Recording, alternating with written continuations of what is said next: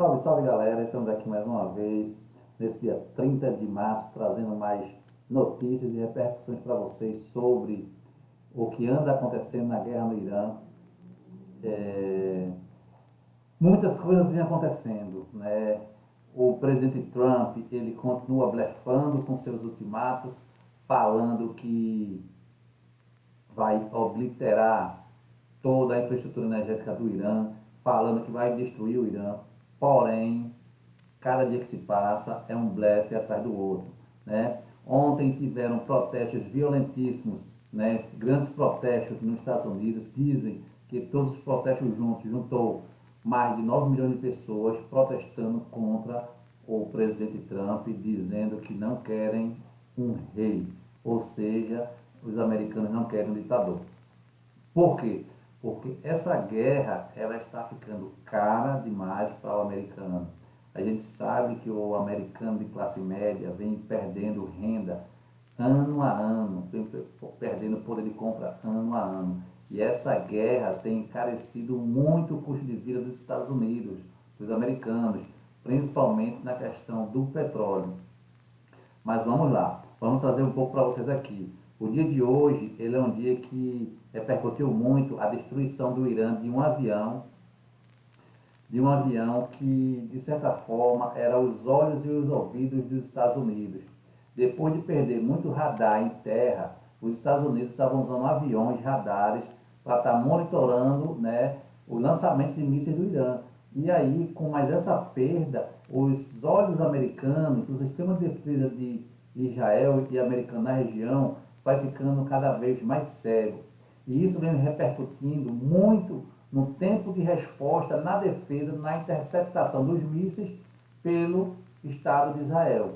Muitos especialistas já têm falado que hoje a população israelense tem pouco mais ou pouco menos de 60 segundos para entre o toque da sirene e correr para os bunkers se abrigar contra os ataques de mísseis iranianos. Então a gente tem visto que a cada dia que passa, o Irã vem cumprindo sua estratégia de uma guerra assimétrica, de, primeiramente, destruir alvos estratégicos como os radares, como as bases americanas nos países do Golfo, onde foi eliminando pouco a pouco, né, a resistência dos Estados Unidos em atacar o Irã através daquelas bases. Então, praticamente todos os ataques que o Irã sofre hoje, ele sai de Israel, ou ele sai de portas-aviões que estão a muitas milhas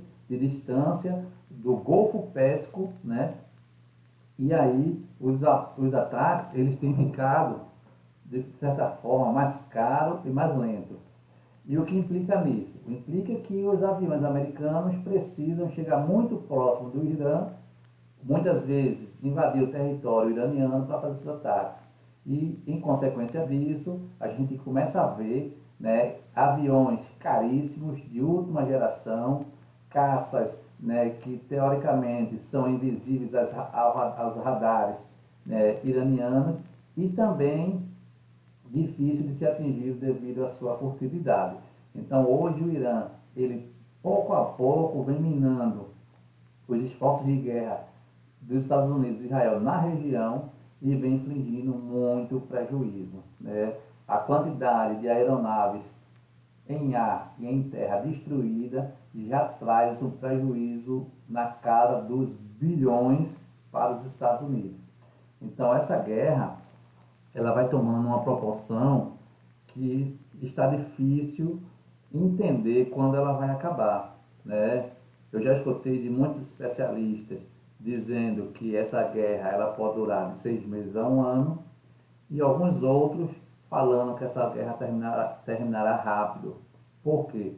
Porque os Estados Unidos e Israel estão ficando sem mísseis. O Estado judeu, o Estado sionista de Israel, está ficando sem defesa.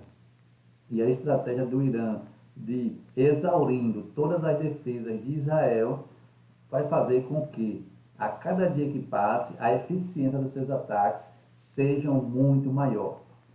Infelizmente, o Estado judeu tem colocado uma censura muito grande dentro do seu país. É uma censura que faz com que saia pouca coisa, né, da destruição que o Irã está fazendo. Então, hoje, os Estados Unidos, eles e Israel, eles têm usado a estratégia da censura para não mostrar e também para que a população não entenda a gravidade do que está acontecendo.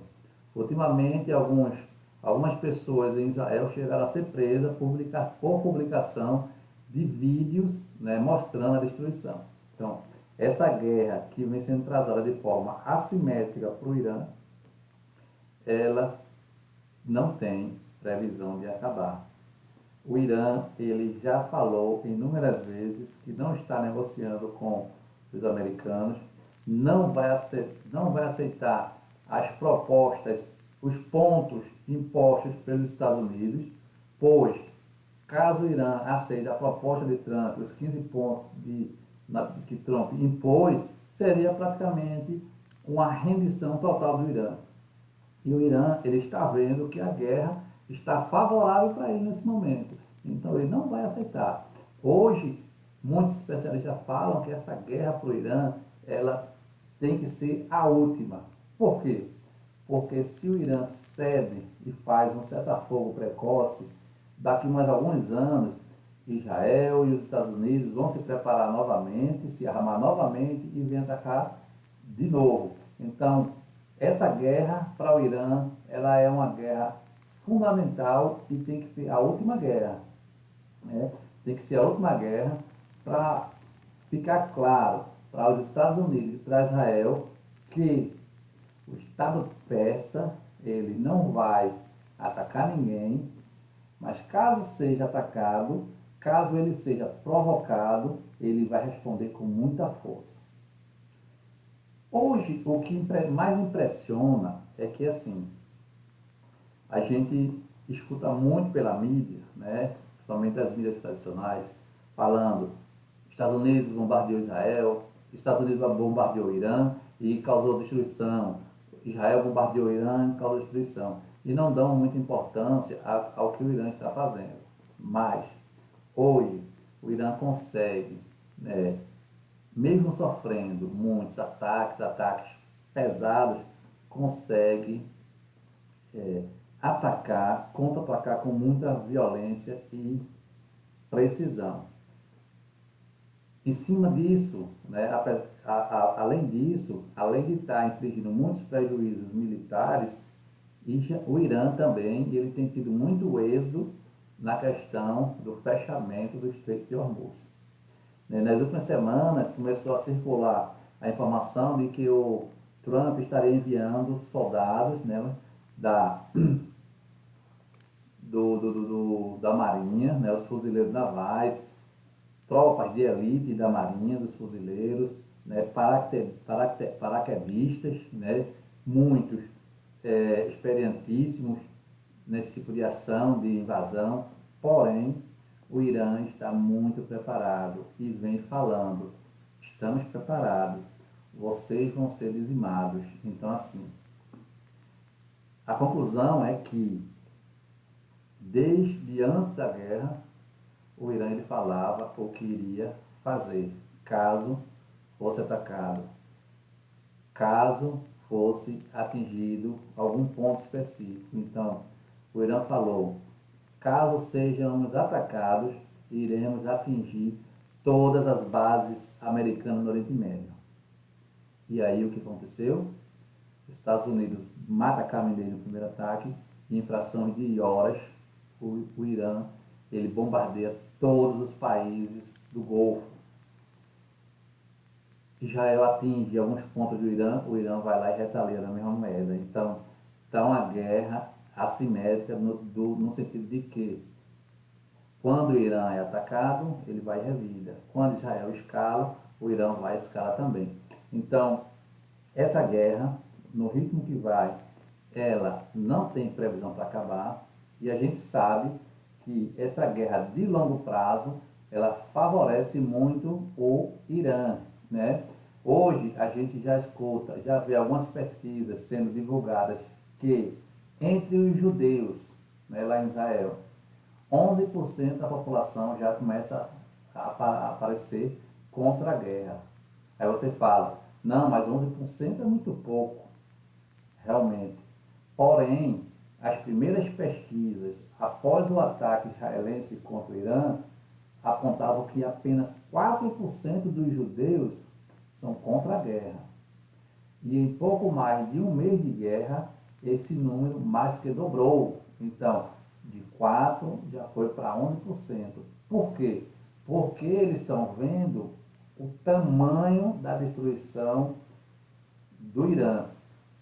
Os judeus eles viviam na mística de que o Estado judeu era intocável. E o Irã ele quebrou essa mística de um Estado invencível que Israel sempre vendeu ao longo dos anos.